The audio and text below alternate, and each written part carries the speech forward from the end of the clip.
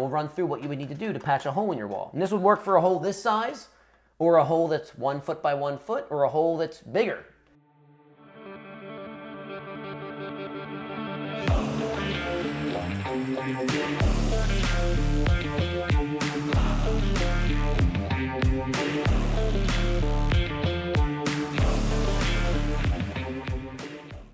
Cool Diary Kid, today we're going to show you how to patch a hole in sheetrock. We are. From light here.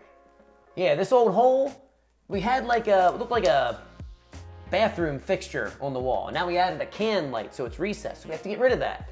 If you've ever had any sort of major puncture or hole in your wall at your house, they're pretty easy to fix. You can buy a little chunk of sheetrock from Home Depot. I have some green board, which is what they normally use for like a bathroom. It's something about it's like more waterproof than normal sheetrock. I just need a little piece. So what we're gonna do is, first step, you don't need this cut out perfect, but you do want a simple shape that you can go and put a new plug in its place. So I already measured it. I'm gonna make a little rectangle of sheetrock from this piece. It's gonna be about 1/8 of an inch bigger, top to bottom, side to side than that opening. I'll set that in place and trace it out. That'll be my template. So you don't even need to use a ruler and cut this. You can just randomly cut it. You could even use one of those hacksaw, like the sheetrock saws. They're real aggressive looking. The problem is this has paper. So if you've ever used sheetrock before, the front and back have a layer of paper. And if you cut it like that, you'll get these fuzzy little ripped pieces.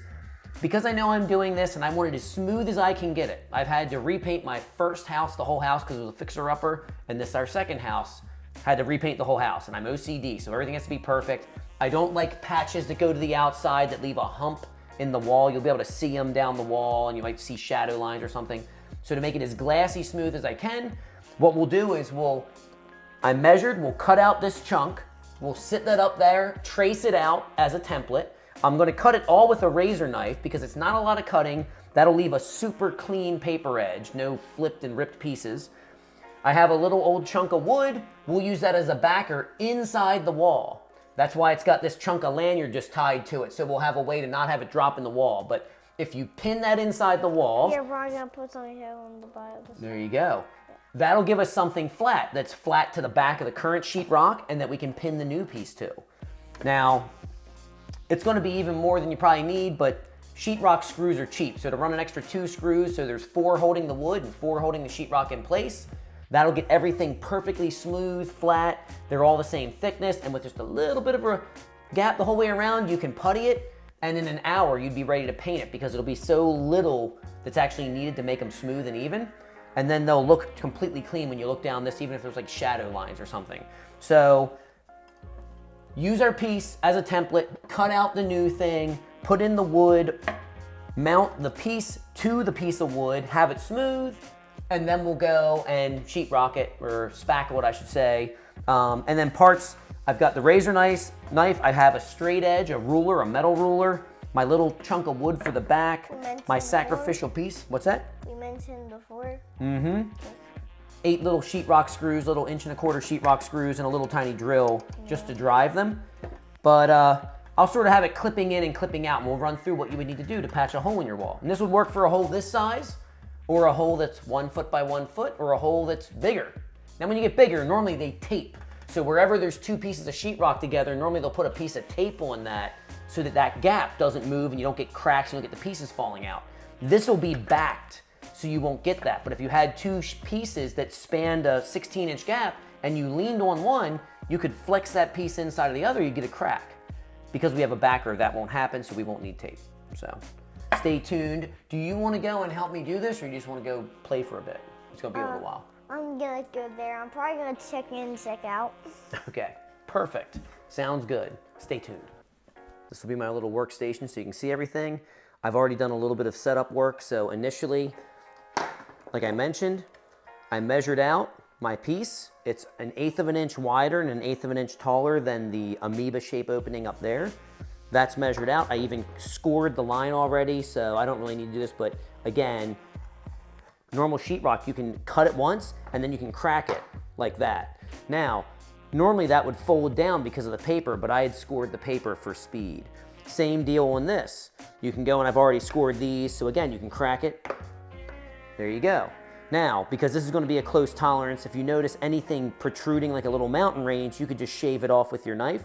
You'll notice that one of these screw holes is asymmetric. That's on purpose so I can always reference the piece. Because now quickly, on this, you'll notice I already had my little indentations. There's my little indent that's set in just like this one. So what I did is I scored it.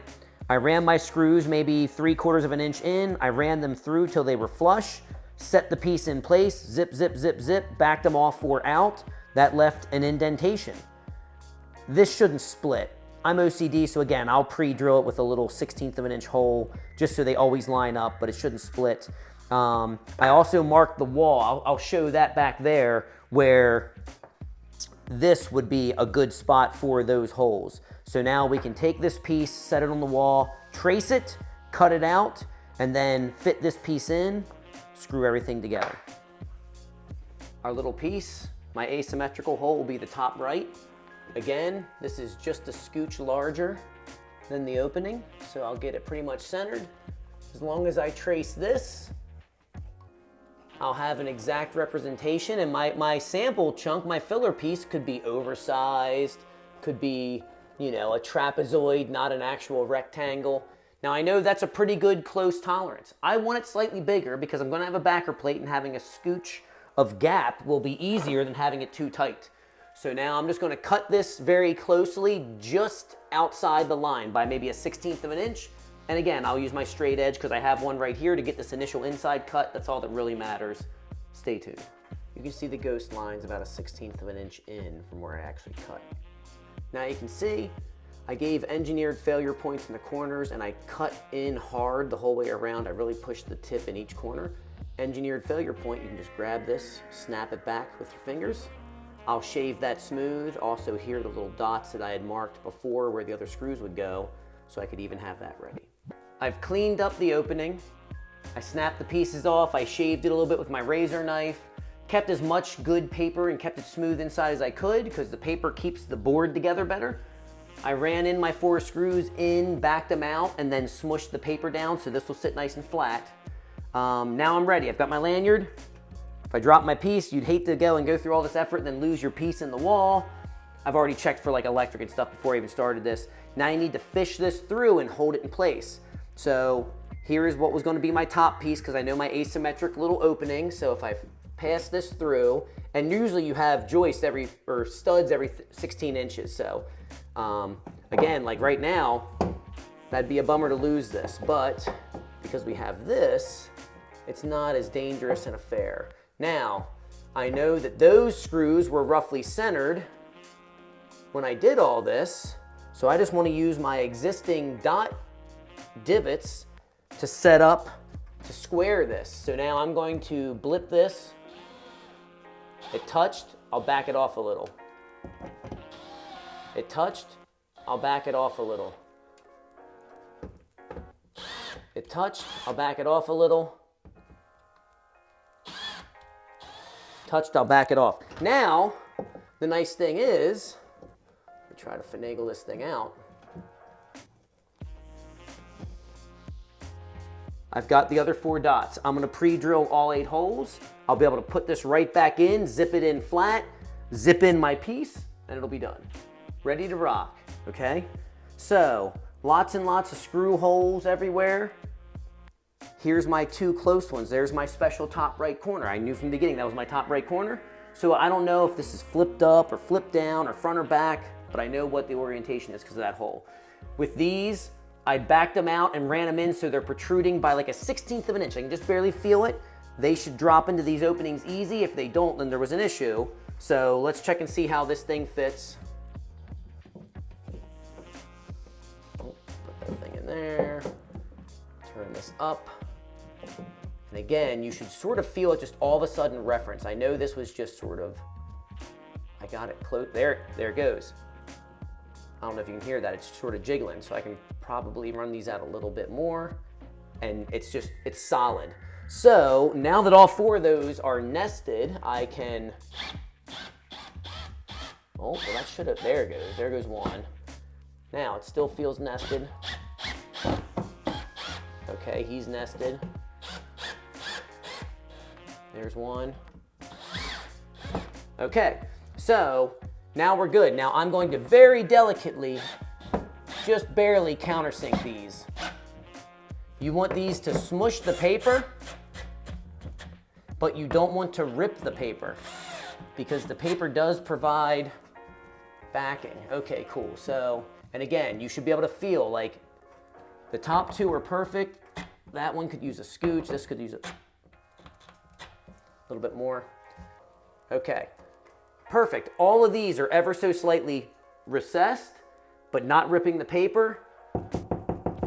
Perfectly flat, smooth piece. I'll run this screw out. Now our piece is there. That's real easy. And this is one of my 4 screws for the patch. Might as well roll right into the patch. So again, top right corner. Again, you don't want to rip the stuff. I had protruded this through to get those initial dots so I would know where I would need to pre-drill them for once I was recording. But again, you can do this on the fly as you're actually installing it. And whether this was a small patch, a big patch, anything needed a big enough thing, again, protruding by maybe a 1/16 of an inch. This should jiggle in here. Look at that. Smush it with my fingers.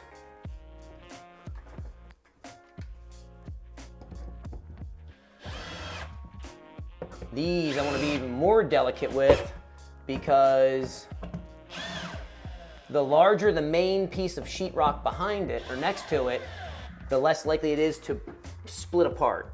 That one feels good. I'm gonna put this in a slower mode. That's recessed. That's recessed. I get another little blip. This guy. All right. All 8 screws are recessed. And again, you can see maybe almost nothing, 1/16 of an inch, 1/16 of an inch, 1/16 of an inch. Perfect.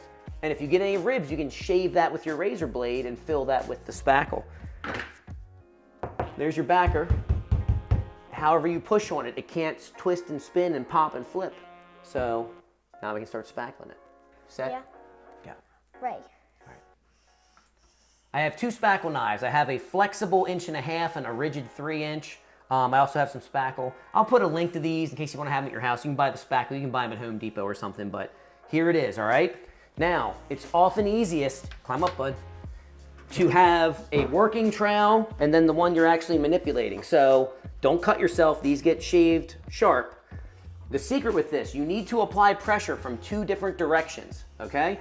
So I'm going to take a little bit off, and I'm going to smush it up and in, coming from this direction, to try to fill that hole, and then I'm going to take it and I'm going to smush it back down the other way because you want to go and get it. Here, don't worry about that stuff, it'll be fine. You want to get it smushed in there good. Now this doesn't need to be perfect initially, but you do want to go and get as much as you can in because this is what's going to make it smooth. I'll let you do it here in a sec, bud. Okay. And this is not mission critical, you know, there's not hostages, it isn't Die Hard, so if your kid wants to try it, you can let him. I know the Boatster wanted to, so. Yeah, and that's why he's doing the bomb for me. So that's the plan. So, doesn't need to be perfect. You just want to get the big stuff on the first pass. You can see that the one screw might have been a little bit too far out. But, all right, bud, here you go. So, take some. Yeah, spackle in this and spackle in those 2 screws. You gotta apply a little bit of pressure like this. You ready? Right. Okay, got it.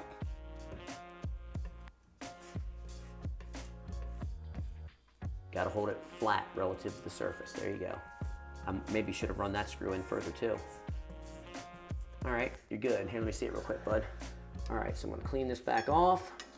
Daddy may need to go and hit these with the screw gun again because those 2 are not very deep. Even that guy's a little iffy. I'll hit them again and then I'll blip them off camera. I think you need to put more of them. Well, it's because they're too high. So if they're high, they're gonna wipe clean. I thought they were recessed. These are all recessed enough, and when you blip them with the sandpaper, no, we're good for now. I'm gonna blip these, and then I'll let you fill them back in off camera, and then we'll be ready for the next step. End result, been sitting there maybe 30 minutes or so, a little bit longer. Here's a sponge. I'll link this thing too, and that way you'll have everything you need.